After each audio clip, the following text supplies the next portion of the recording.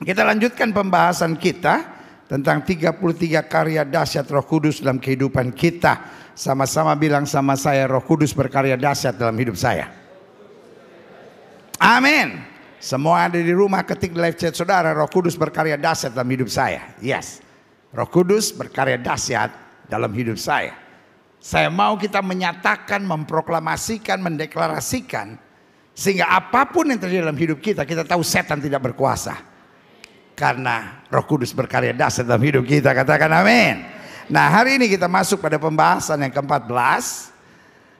Pembahasan yang ke-14 kita sedang membahas bahwa karya Roh Kudus yang dahsyat dalam hidup kita, salah satunya membuat kita memahami kehendak Allah. Karena saya percaya betul, di tengah situasi yang tidak menyenangkan sekalipun, kalau kita melakukan kehendak Allah, kita tetap akan lihat mujizat Tuhan. Life is about God's will. Hidup ini tergantung kehendak Tuhan. Kalau saya paham kehendak Tuhan, saya jalan di jalan kehendak Tuhan, maka berlaku firman, singa-singa muda boleh menernak kelaparan, tapi orang yang berharap kepada Tuhan tidak pernah kekurangan sesuatu yang baik. Yang setuju katakan amin. Buka Alkitab kita sama-sama. 1 Korintus pasal 2 ayat 10-16. Karena kepada kita, sama-sama bilang sama saya, kepada saya, haleluya, Allah telah menyatakannya oleh Roh. Sebab Roh menyelidiki segala sesuatu, bahkan hal-hal yang apa? Tersembunyi dalam diri Allah. Hal-hal yang kita nggak paham, hal-hal yang kita nggak mengerti, karena itu tersembunyi. Ayat 11. Siapa gerangan di antara manusia yang tahu apa yang terdapat di dalam diri manusia selain roh manusia itu sendiri yang ada di dalam dia? Demikian pula lah tidak ada orang yang tahu apa yang terdapat dalam diri Allah selain roh Allah. Ayat yang ke-12. Kita tidak menerima roh dunia, tapi roh yang berasal dari Allah. Supaya kita tahu, supaya kita paham apa yang dikaruniakan Allah kepada kita. Kita mau baca ayat 12 ini secara profetik. Sama-sama baca sama saya. Saya tidak menerima roh dunia, tetapi roh yang berasal dari Allah, supaya saya tahu apa yang dikaruniakan Allah kepada saya. Kalau kita menerima roh dunia, maka yang dalam pikiran kita, dalam kehendak kita, dalam langkah kita, kita ingin berjalan dalam dunia. Tapi waktu kita menerima roh Allah itu yang membimbing kita ke jalan yang Tuhan kehendaki. Sehingga kita sadar apa yang Tuhan sudah karuniakan buat kita. Klik. Ayat 13. Dan karena kami menafsirkan hal rohani kepada mereka yang mempunyai roh, karena kami memahami hal-hal rohani kepada mereka yang mempunyai roh, kami berkata-kata tentang apa? Karunia-karunia Allah dengan perkataan yang bukan diajarkan kepada kami oleh hikmat manusia, tetapi oleh roh. Tetapi manusia duniawi tidak menerima apa yang berasal dari roh Allah, karena hal itu baginya adalah satu apa? Kebodohan, dan ia tidak dapat memahaminya, sebab hal itu hanya dapat dinilai, dipahami secara rohani. Makanya jangan kaget kalau kita berjalan dalam jalan Tuhan. Orang dunia akan menertawakan kita. Kalau orang udah menyakiti kita lalu kita ampuni, jangan pikir orang dunia akan puji dan bilang, wah hebat ya. Tidak. Lu bego banget sih. Orang udah fitnah, orang udah mengkhianati, lu masih ngampunin, sabar, berserah. Lama-lama gila lu, dimanfaatin orang. Orang dunia mendengar diksi-diksi seperti sabar, berserah, ngalah, mengampuni, itu dianggap kelemahan, itu dianggap kebodohan. Karena mereka tidak paham hal-hal apa? Rohani. Padahal buat kita, justru lewati jalan-jalan yang keras, kita makin hari makin kuat, makin hari makin dewasa, makin hari makin banyak pengalaman indah bersama dengan Kristus. Yang setuju berikan tepuk tangan yang meriah buat Tuhan. Amin. Sama-sama bilang sama saya mengerti rancangan Allah. Saya mengerti kehendak Allah. Amin. Kita lihat selanjutnya, klik. Tetapi manusia rohani menilai segala sesuatu, mengerti segala sesuatu, tapi ia sendiri seringkali tidak dimengerti oleh orang, tidak bisa dinilai oleh orang lain. Makanya Alkitab bilang dunia membenci kamu karena kamu bukan berasal dari dunia ini. Taruh tangan kanan saudara di dada, sama-sama bilang saya berbeda. Saudara-saudara yang ada di rumah ketik di live chat saudara, saya berbeda. Kenapa kita berbeda? Karena kita dipimpin oleh Roh Allah. Kenapa kita berbeda? Karena yang kita pegang dalam hidup ini adalah firman Allah.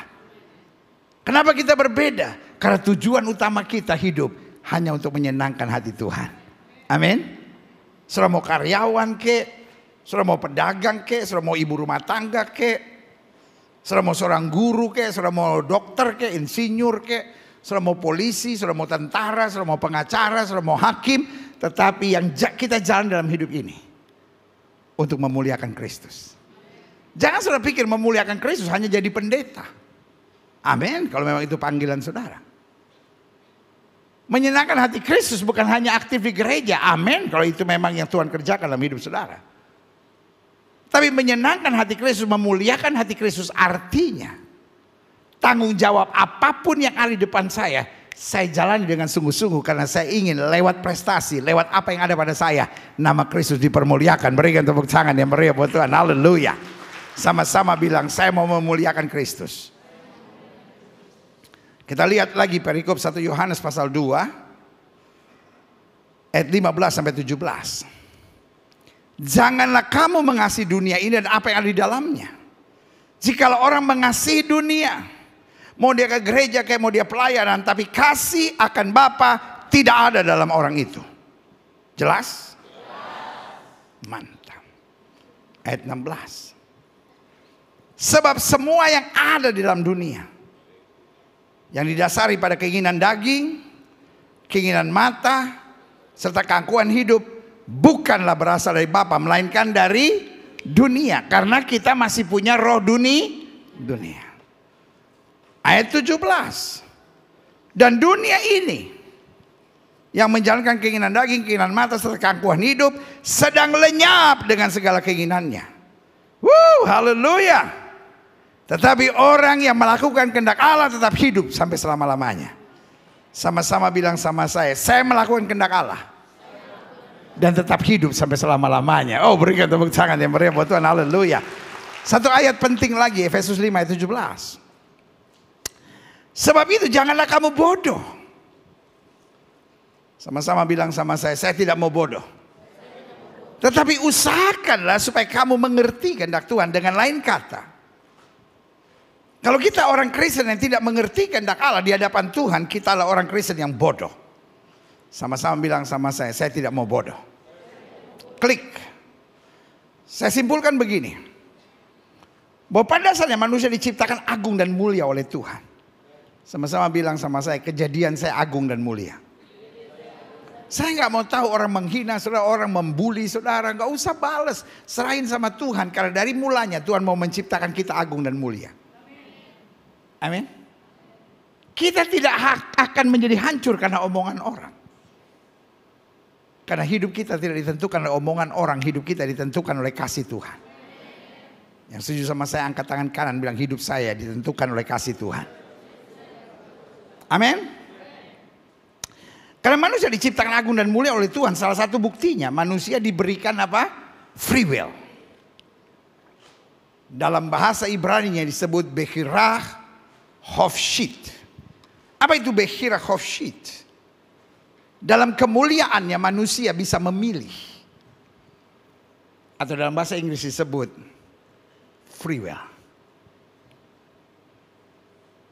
Jadi buat kita yang mengerti kasih karunia Tuhan, hidup kita tidak tergantung Tuhan lagi, tapi tergantung keputusan. Sama-sama bilang sama saya, tergantung keputusan. Mungkin saudara menatap saya dan bilang, Gilbert lama-lama jadi aneh. Masa dia bilang hidup tidak tergantung Tuhan? Loh, karena Tuhan sudah menyediakan segalanya buat kita. Satu, dia memberikan firman. untuk mengarahkan kita.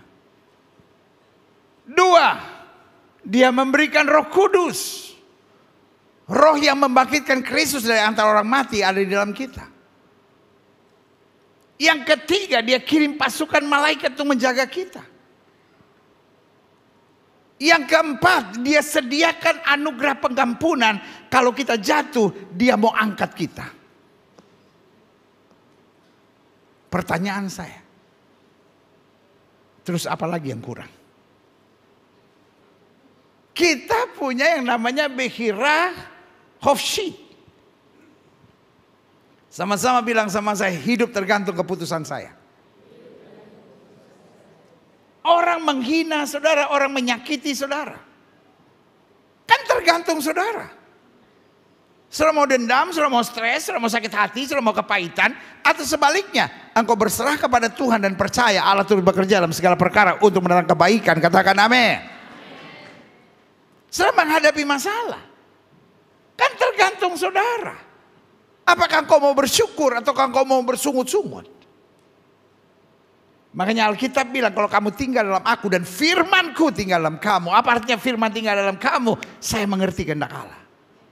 Maka di saat itu kamu minta apa saja Tuhan sediakan buat kamu. Yang setuju katakan amin. Jelas ya. Makanya Ulangan 30 ayat 10 bilang, dasarnya istilah yang Tuhan sediakan, free will, Bechira Hofshit. Ulangan 30 ayat 19 bilang begini, aku memanggil langit dan bumi menjadi saksi terhadap kamu. Pada hari ini, kepadamu kuperhadapkan kehidupan dan kematian, berkat dan kutuk, kesenangan ataupun penderitaan, bersyukur ataupun mengeluh. Pilihlah kehidupan supaya engkau hidup, baik kau maupun keturunanmu. Kita hidup, kita berkemenangan, kita sukacita, bukan lagi tergantung keadaan. Bukan lagi tergantung nasib, tapi tergantung pilihan. Mama papa mau bercerai, saudara bisa memilih. Mau lari ke narkoba, mau lari ke seks bebas, atau tetap percaya Tuhan akan bela saya, Tuhan akan angkat saya, Tuhan akan beri kemenangan buat saya. Yang setuju berikan tepuk tangan yang meriah buat Tuhan.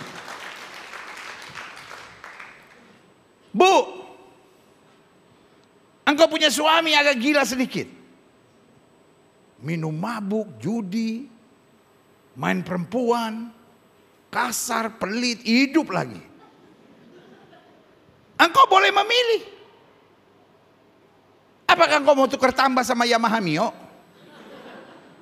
Aduh Tuhan, saya nggak kuat lagi punya laki kayak gini, saya mau tukar tambah aja Tuhan. Atau sebaliknya, engkau memilih sebagai istri untuk berserah dan berseru kepada Tuhan. Ambil doa puasa, tetap mengasihi dia karena ada ikatan roh jahat yang membelenggunya. Amin. Istrimu cerewet, engkau dapat memilih meninggalkannya atau tetap berkata apa yang dipersatukan Tuhan tidak boleh diceraikan oleh manusia. Aku tetap akan mengasihi dia. Cerewetnya kuanggap knalpot bocor tetangga yang berbunyi sembarangan.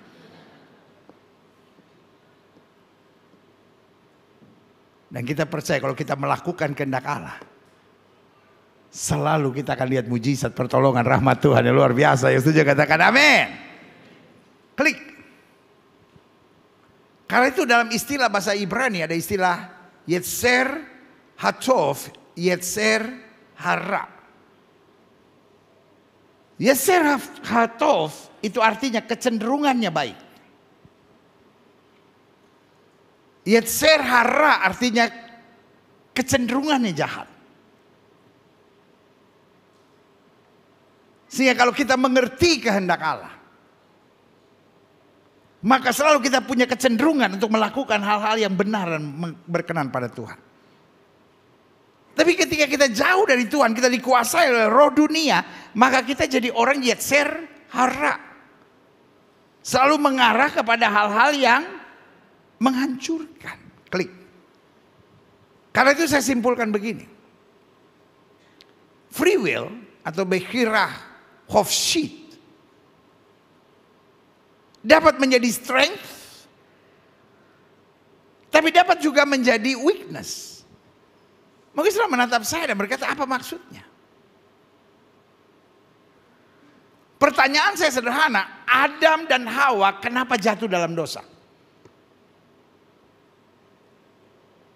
Halo? Siapa yang mengakibatkan Adam dan Hawa jatuh dalam dosa? Bukan saya.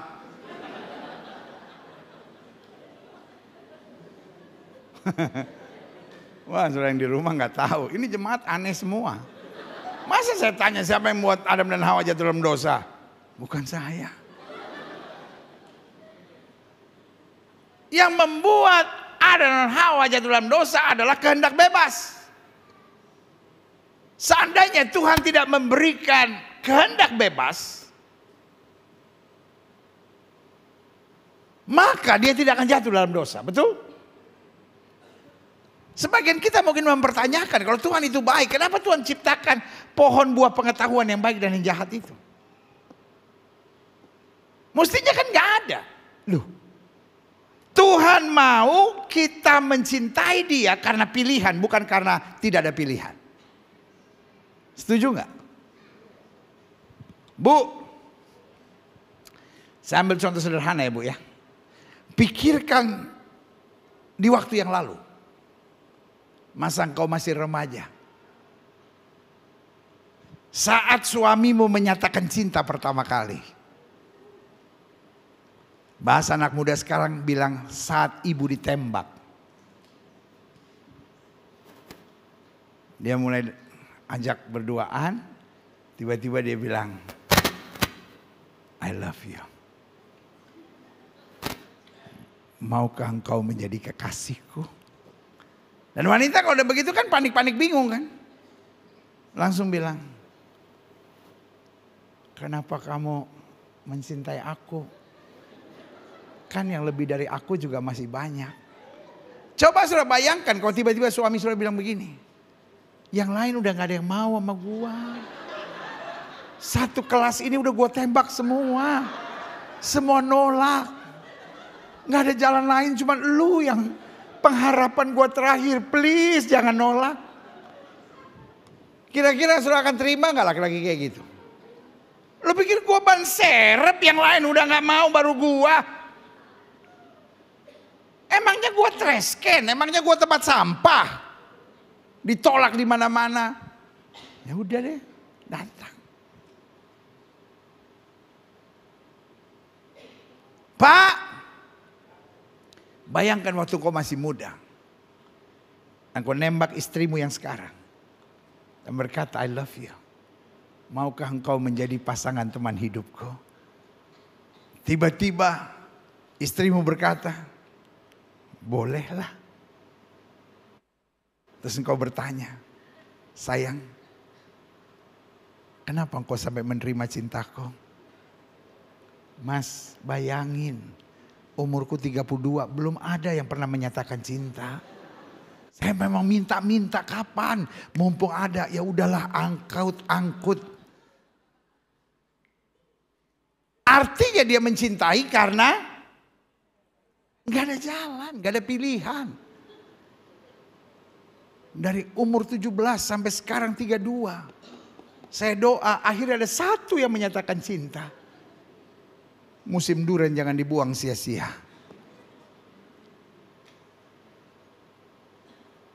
Tuhan gak mau kita mencintai dia karena gak ada jalan. Dia berikan pilihan. Tetapi persoalannya justru yang tidak boleh itu yang dipilih kadangkala.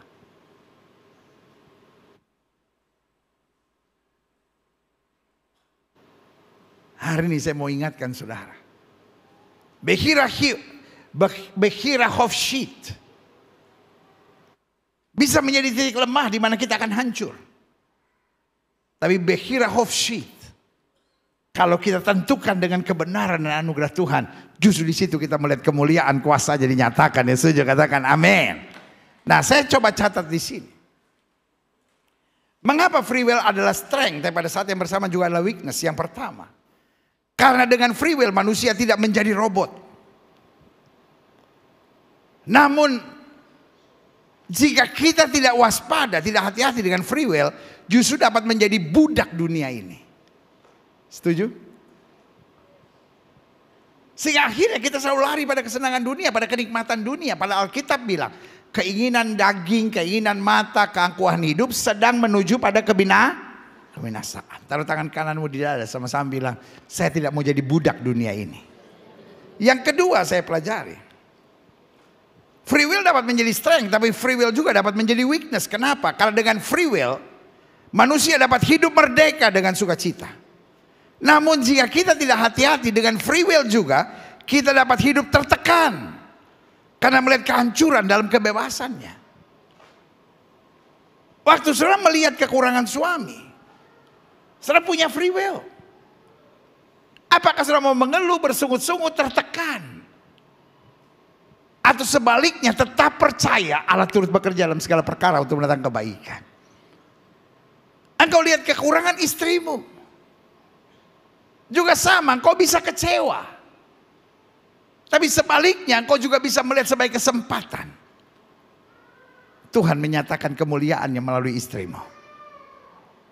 Hidup ini gak ada gunanya mengeluh. Hidup ini gak ada gunanya bersungut. Karena hidup ini kita percaya, bersama Yesus kita cakap menang segala perkara. Berikan tepuk tangan yang meriah buat Tuhan. Yang ketiga, dengan free will manusia dapat meraih prestasi. Dengan hidup berkenan kepada Tuhan. Serta menjadi berkat bagi banyak orang. Namun dengan free will juga jika kita tidak waspada, hidup kita hanya seenaknya. Mencari keuntungan diri sendiri namun merugikan serta menyusahkan banyak orang. Ngerti sampai di sini?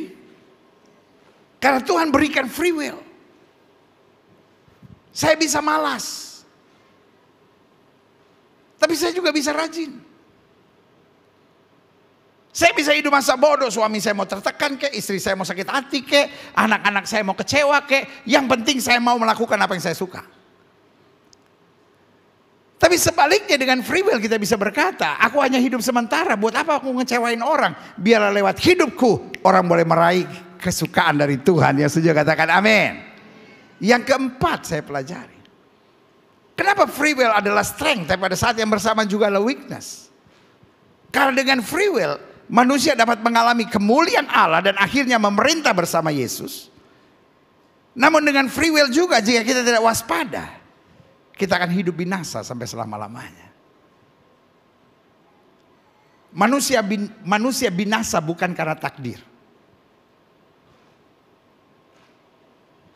Manusia binasa juga bukan karena reprobasio.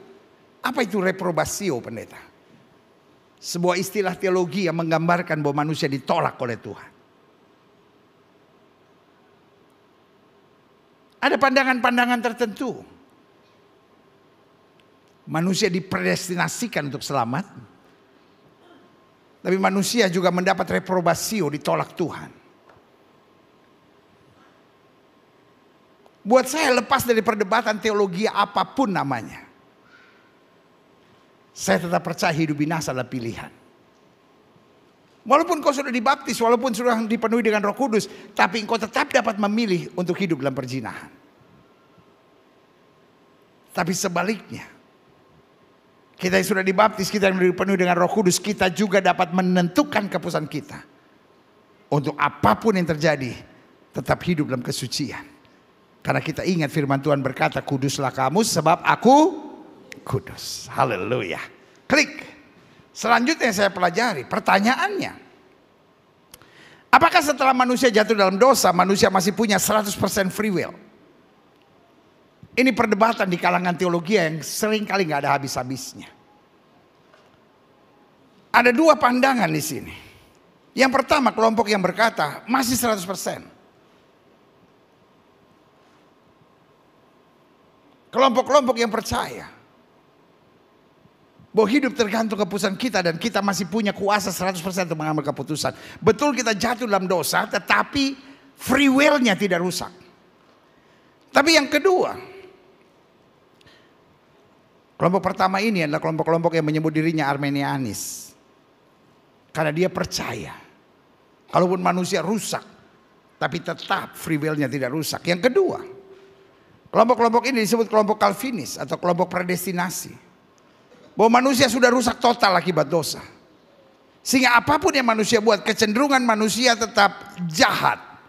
Karena dipengaruhi dosa turunan. Buat saya menghargai segala aliran pandangan teologi. Biarkan mereka masing-masing dengan pandangannya.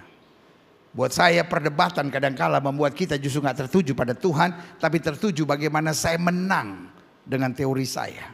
Tapi buat saya solusinya adalah apapun yang terjadi, manusia mutlak, sama-sama bilang sama saya mutlak. Manusia mutlak berjuang untuk mengerti kehendak Allah. Mau rusak ya kita harus berjuang. Mau 100% masih totalkah, kita tetap harus berjuang. Kenapa? Adam dan Hawa yang tidak diikat oleh dosa turunan sama sekali, tetap gagal menentukan pilihannya. Berarti apapun yang terjadi, kita tetap harus berjuang. Alkitab bilang, supaya kamu tidak miring ke kiri maupun miring ke kanan, tapi berjalan terus dalam rancangan dan kehendak yang sempurna. Berikan tepuk tangan yang meriah buat Tuhan. Klik. Saya simpulkan kalau begitu, apakah kehendak Allah buat kita? Minimal saya jumpai ada 4 kehendak Allah yang harus wajib kita taati. Yang pertama, kehendak Allah buat kita agar kita tidak jadi serupa dengan dunia ini. Sama-sama bilang, saya tidak mau serupa dengan dunia ini. Saudara-saudara di rumah ketik di live chat saudara, saya tidak mau jadi serupa dengan dunia ini. Karena kita bukan berasal dari dunia ini. Kalau kita serupa dengan dunia ini, dunia mesti lihat siapa? Tapi justru orang-orang yang sudah dipenuhi dengan roh Tuhan, dia harus berbeda. Dia harus jadi terang.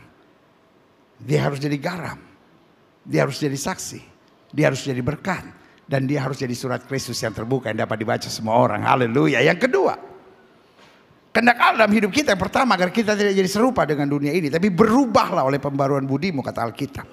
Yang kedua, kehendak Allah agar kita tidak memberi kesempatan pada iblis. Sama-sama bilang sama saya tidak boleh memberi kesempatan pada iblis. Sama-sama bilang sama saya tidak boleh memberi kesempatan kepada iblis. Bilang sama sebelah saudara tuh, denger tuh. Karena iblis kita tidak buka celah saja, dia coba nyerang. Setuju? Apalagi kita buka celah, wow, dijajah habis. Yesus tidak memberi kesempatan kepada iblis. Tapi iblis coba tunggu waktu yang tepat untuk menguji, untuk mencoba Yesus. Dan ketika iblis lihat Yesus puasa 40 hari 40 malam, Alkitab catat begini. Maka laparlah Yesus. Kondisi Yesus yang lapar dilihat oleh iblis, it might be, ini bisa saja jadi sebagai celah untuk dia menjajah. Karena itu waktu Yesus lapar, iblis mulai datang. Ingat, kalau iblis lihat bisa jadi celah, dia akan coba masuk. Kan kita sebagai manusia meskipun penuh dengan Roh Kudus, ada saatnya kita lelah, ada saatnya kita jenuh, ada saatnya kita tertekan, ada saatnya kita dikhianati, ada saatnya kita beban menumpuk yang membuat kita panik sendiri. Tapi di saat seperti itu coba mengerti kehendak Tuhan. Karena iblis coba masuk. Yesus saja yang tidak buka celah, iblis datang tuh lewat ular.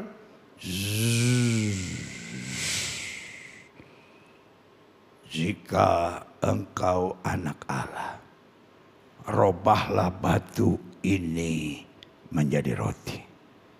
Yesus nggak bilang, wah enak juga ya. Rotinya roti keju atau roti coklat? Yesus tidak mau entertain tawaran-tawaran setan, setuju? Sama-sama bilang, saya tidak boleh entertain tawaran-tawaran setan. Memang iblis melihat celah, tapi Yesus tidak mau buka celah. Sama-sama bilang, saya tidak mau buka celah. Sehingga ketika serangan datang, Yesus bilang apa? Ada tertulis, manusia hidup bukan dari roti saja, tapi dari setiap firman yang keluar dari mulutnya Allah. Haleluya. Sama-sama bilang, saya tidak boleh buka celah buat iblis. Yang ketiga, kehendak Allah agar kita hidup dalam iman, dalam pengharapan dan kasih. Karena selama kita hidup dalam iman, pengharapan dan kasih, kita akan menjadi orang-orang yang tegak berjalan kebenaran. Makanya Alkitab bilang dunia ini sedang lenyap dengan segala keinginannya, tapi orang yang melakukan kehendak Allah, orang yang hidup dalam iman, hidup dalam pengharapan, dalam kasih, nggak akan mengeluh, nggak akan bersungut, nggak akan stres. Apapun yang terjadi, dia punya iman, semuanya untuk kebaikan. Dia punya pengharapan, pertolongan Tuhan datang tepat pada waktunya. Dia punya kasih untuk tidak membalas yang jahat dengan yang jahat. Tapi dia sadar betul orang yang menabur dengan air mata akan menuai dengan sorak-sorai. Berikan tepuk tangan yang meriah buat Tuhan. Yang keempat, kehendak Allah agar kita senantiasa berbuat baik. Orang dunia berbuat baik dengan beberapa alasan simpel dan sederhana. Satu, orang dunia berbuat baik karena takut karma. Karena diajarkan kepadanya kalau dia berbuat jahat, kemudian dia mati, dia hidup kembali jadi kodok. Kalau dia berbuat jahat, dia mati, dia hidup kembali, dia jadi toke. Toke binatangnya nggak besar tapi nyebelin, intimidatif gitu. Dia kalau mau bunyi ini, tok tok tok tok tok tok tok tok tok toke, nyebelin banget. Tapi ada orang yang hitung, toke kaya, toke miskin. Berkatmu tidak ditentukan bunyi toke.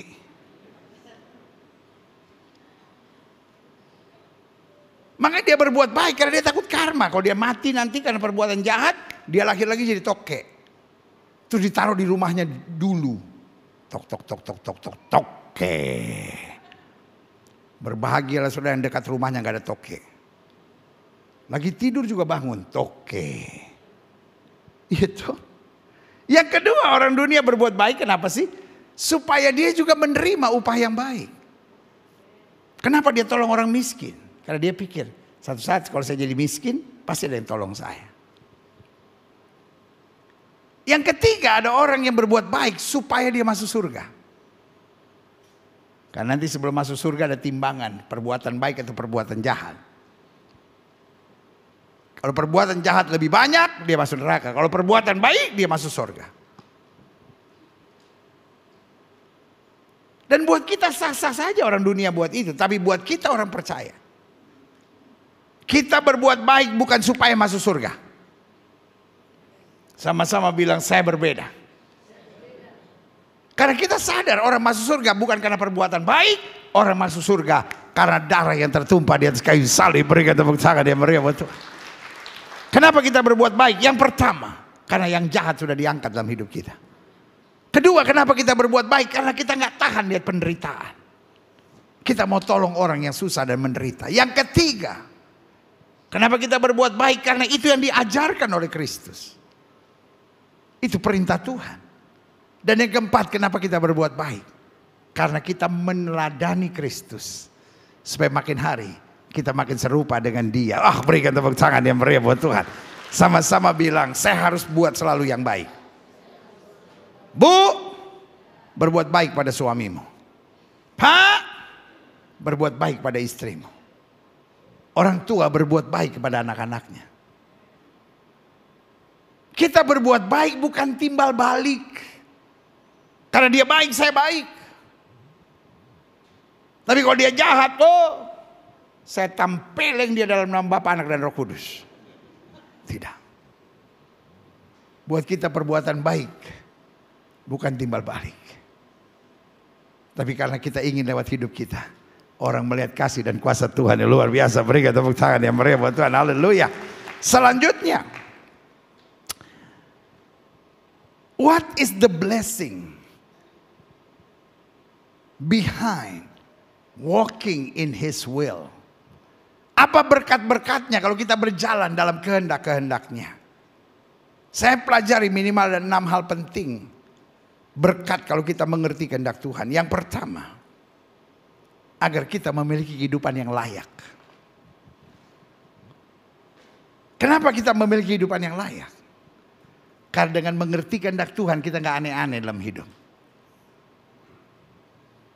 Kita mengendalikan diri, kita menguasai diri, kita hidup dalam firman, maka anugerahnya dinyatakan dalam hidup kita. Haleluya. Yang kedua,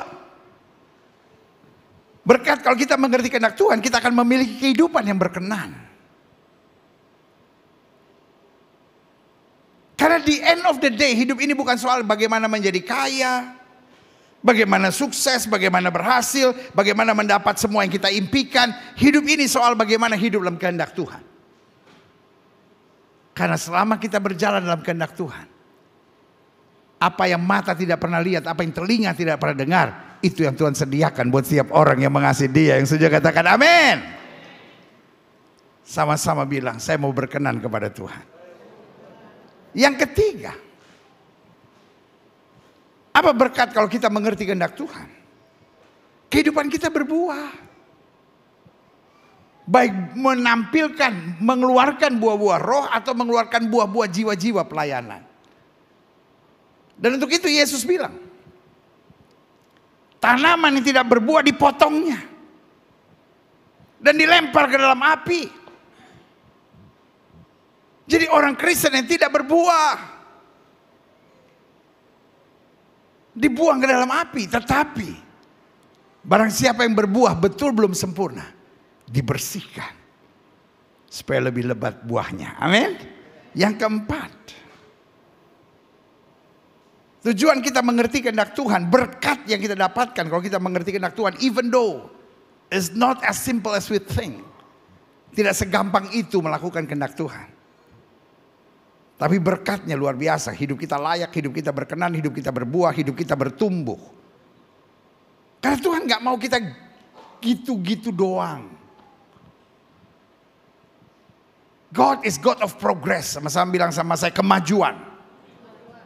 Waktu kita berjalan kehendak Tuhan, makin lama kita makin damai, makin lama kita makin sukacita, makin lama kita makin kuat, makin lama kita makin dewasa, makin lama kita makin menyenangkan hati Tuhan. Berikan tepuk tangan yang meriah buat Tuhan. Haleluya. Yang kelima, tujuan kita mengerti kehendak Tuhan, berkatnya kalau kita hidup mengerti kehendak Tuhan, kita memiliki kehidupan yang berkuasa. Makanya Alkitab bilang, apa yang kamu ikat di bumi terikat di sorga, apa yang kamu lepaskan di bumi terlepas di sorga. Bahkan Alkitab bilang, singa dan ular tedung akan kau langkahi dan kau akan menginjak anak singa dan ular naga. Artinya kita memiliki hidup yang berkuasa. Alkitab bilang, kalau Roh Kudus turun ke atas kamu, kamu akan menerima kuasa. Kuasa di sini bukan untuk menunjuk jago, tapi kuasa di sini untuk menjadi saksi Tuhan. Kenapa kita berkuasa? Karena setan gak punya kuasa. Alkitab bilang iblis ada di bawah telapak kaki orang percaya. Alkitab bilang lawan iblis, maka iblis akan lari daripadamu. Hidup Kristen bukan hidup yang gentar dan takut. Karena Tuhan sudah beri kuasa buat kita yang percaya. Berikan tepuk tangan yang meriah buat Tuhan. Yang terakhir, saya undang pemain musik maju ke depan. Adapun tujuan kita mengerti kehendak Tuhan. Dengan lain kata, meskipun berat kita harus mengerti kehendak Tuhan. Karena ada berkat-berkat istimewanya. 1, kehidupan kita layak. 2, kehidupan kita berkenan. 3, kehidupan kita berbuah. 4, kehidupan kita bertumbuh. 5, kehidupan kita berkuasa. Dan yang ke-6, kehidupan kita memuliakan Kristus. Alkitab bilang, supaya orang melihat perbuatanmu yang baik dan memuliakan Bapa yang di sorga. Kita gak mau hidup kita menyusahkan orang. Kita gak mau hidup kita merugikan orang. Kita gak mau hidup kita mempermalukan Kristus. Tapi kita mau mempermuliakan Kristus. Saudaraku, hari ini saya berdoa supaya setiap saudara mengerti bahwa life is about your decision. Hidup ini jangan terbawa perasaan. Hidup ini jangan apa-apa panik. Tapi hidup ini mengerti kehendak Tuhan. Sebelum ada langkah yang mau kita ambil, kita pikir, Tuhan, masakan saya mau mengeluh, masakan saya mau bersungut-sungut, masakan saya mau putus asa dan kecewa. Saya memilih untuk tetap beriman dan melihat kemuliaan Tuhan dinyatakan. Berikan tepuk tangan yang meriah buat Tuhan. Saya undang kita semua bangkit berdiri. Yesus, ku bangga padamu. Yesus, kaulah harta kebanggaanku. Selamanya ku padamu. Kau segala-galanya.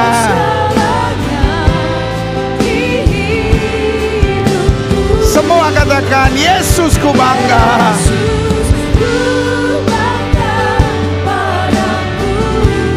Haleluya.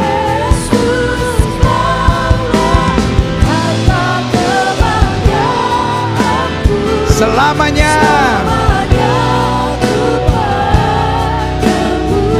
Kau segala-galanya.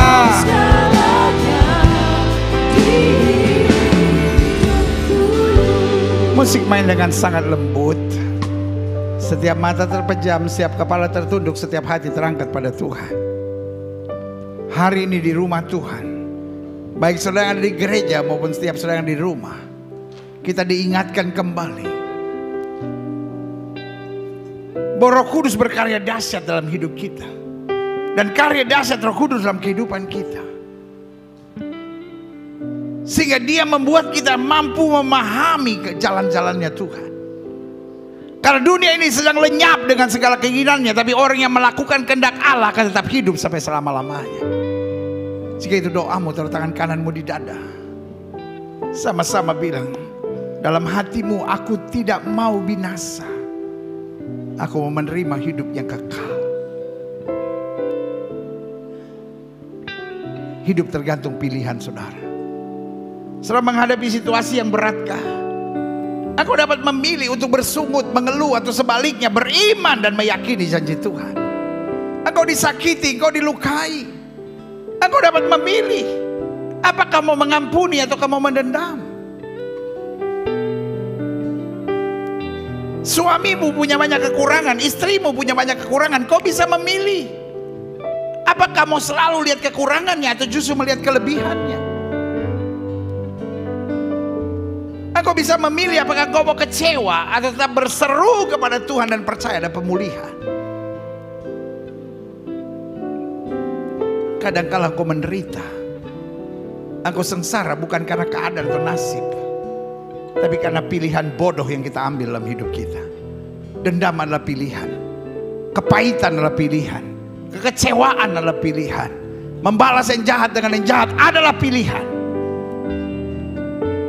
Pilihan dari roh-roh dunia. Tapi pilihan dari Roh Kristus adalah setia, bertahan, bersyukur, mengampuni, dan tetap bersukacita dalam segala hal. Jika itu doamu, taruh tangan kananmu di dada. Katakan, ya Kristus, aku mau mengerti dan menjalani kehendak-Mu. Setiap saudara yang taruh tangan kanan saudara di dada ingin didoakan, boleh angkat tangan dua-dua. Yang ada di rumah juga boleh dapat melakukan hal yang sama. Bapa, jelas buat kami saat ini bahwa karya dahsyat Roh Kudus dalam hidup kami membuat kami memahami kehendak Tuhan, sehingga kami tidak menjadi serupa dengan dunia. Kami tidak membuka celah buat iblis. Kami tetap berjalan dalam iman, pengharapan, dan kasih. Dan tetap kami jadi berkat dimanapun Tuhan tempatkan. Bapa, lihat tangan anak-anakmu yang terangkat dua-dua di hadapan Tuhan, baik yang di gereja maupun yang di rumah. Biar kasih Tuhan, anugerah Tuhan, kuasa Tuhan dinyatakan saat ini juga. Di dalam nama Yesus. Terima kasih Bapa. Saudara yang kekasih, jemaat Tuhan yang saya sayang dalam cinta Yesus, izinkan saya mengingatkan saudara, life is about your decision. Jangan ambil langkah-langkah bodoh yang membuat kau makin jauh dari Tuhan. Terima kasih Tuhan. Hamba juga doa buat yang sakit, karena hamba percaya kesembuhanlah hak mutlak kami sebagai orang percaya. Setiap saudara yang sakit, dengar firman Tuhan. Ani Yehova Rofe, Aku adalah Tuhan yang menyembuhkan. Firman Tuhan berkata, orang percaya akan tumpang tangan buat yang sakit, dan yang sakit akan disembuhkan. Jika kau sakit dan kau percaya kuasa kesembuhan Tuhan dengan iman, letakkan tangan kananmu di bagian tubuh yang sakit. Angkat tangan kirimu ke atas sebagai tanda kau bergantung, percaya, berharap sepenuhnya pada Tuhan. Kita doa. Bapa, janjimu ya dan amin itu kami percaya. Firmanmu berkata, orang percaya akan tumpang tangan buat yang sakit, dan yang sakit akan disembuhkan. Dengan iman kami praktekkan firman Tuhan ini. Kami letakkan tangan kanan kami di bagian tubuh kami yang sakit. Kami tolak sakit penyakit, kami tolak kelemahan tubuh, kami tolak campur tangan kegelapan. Kami patahkan kuasanya di dalam nama Yesus. Hai setan sakit penyakit, kau tidak punya kuasa. Kami perintahkan sekarang, keluar dalam nama Yesus, keluar dalam nama Yesus. Kuasa kesembuhan, berkat, mujizat mulai terjadi. Karena kami percaya Yesus kami tidak berubah, dulu, kemarin, hari ini, dan sampai selama-lamanya. Kuasamu sanggup memulihkan, kuasamu sanggup menyembuhkan. Dari ujung kepala sampai ujung kaki. Segala virus, bakteri, kuman hancur dalam nama Yesus. Segala infeksi, segala peradangan, segala serangan setan, kutuk-kutuk penyakit bebas dalam nama Yesus.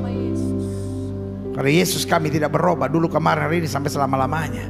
Dengan iman kami nyatakan, oleh bilur-bilur Kristus kami yang percaya sudah dijamah dan disembuhkan Tuhan dengan kuasa yang luar biasa. Haleluya. Inilah tepuk tangan sorak-sorai kemenangan kami, tepuk tangan sukacita kami. Karena Yesus melakukan hal-hal yang luar biasa dalam hidup kami. Terima kasih Bapa. Setiap saudara yang sudah doakan untuk kesembuhan, tanamkan dalam rohmu, aku sembuh oleh Yesus. Jangan bimbang. Karena Alkitab berkata, sesuai dengan imanmu jadi padamu. Di atas kayu salib Yesus berkata, sudah selesai. Semua harga dosa, harga penyakit, harga penderitaan sudah diselesaikan Yesus di atas kayu salib. Jika kita imani, kita tahu baginya tidak ada perkara yang mustahil. Bapa, hamba mengasihi jemaatmu satu persatu. Apa yang Tuhan taruh di hati hamba sudah hamba sampaikan bagi umatmu. Hamba doa, firman termeterai, apa saja yang mereka kerjakan dibuat Tuhan berhasil. Mereka nggak turun tapi naik. Mereka jadi ekor, mereka jadi kepala. Hari-hari penuh mujizat boleh menjadi bagian hidup mereka. Bahkan mereka dituntun Tuhan melalui rohmu, supaya mereka mengerti dan berjalan dalam kehendak Tuhan. Terima kasih Bapa. Terima kasih. Bangsa negara kami Indonesia selamatkan ya Allah, damai sejahtera atas Indonesia. Biar Indonesia terus melaju dan bertambah maju. Terima kasih Bapak.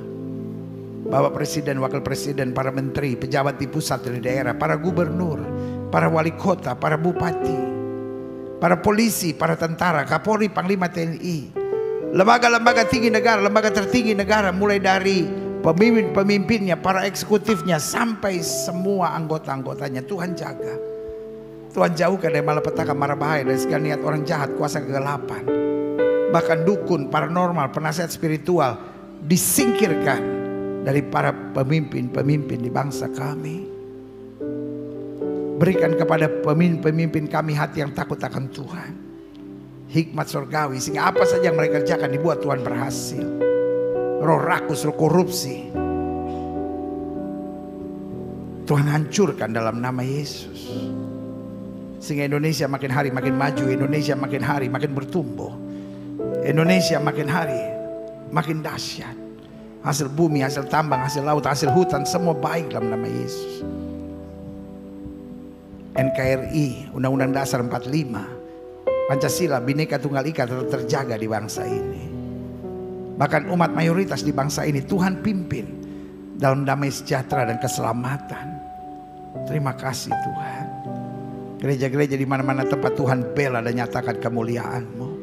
Gerejamu di tempat ini, Gereja Bethel Indonesia Glow Fellowship Center, Tuhan pakai terus untuk menegakkan kerajaan Allah dalam kebenaran dan kasih. Dan akhirnya setiap kami yang menerima firman, Tuhan membimbing kami, Tuhan mengarahkan kami melalui Roh Kudus-Mu, sehingga kami selalu memahami kehendak Tuhan, menjalani kehendak Tuhan dengan sukacita dalam terang kasih-Mu. Di dalam nama Yesus kami berdoa dan siap menjadi pelaku-pelaku firman. Yang siap jadi pelaku-pelaku firman, sama-sama kita katakan amin. Beri tepuk tangan yang meriah buat Tuhan. Silahkan duduk. Tuhan memberkati Bapak Ibu Saudara sekalian. Kitalah orang-orang berbahagia itu, karena orang berbahagia adalah orang yang menerima firman dan mempraktekkannya dalam kehidupannya sehari-hari. Haleluya.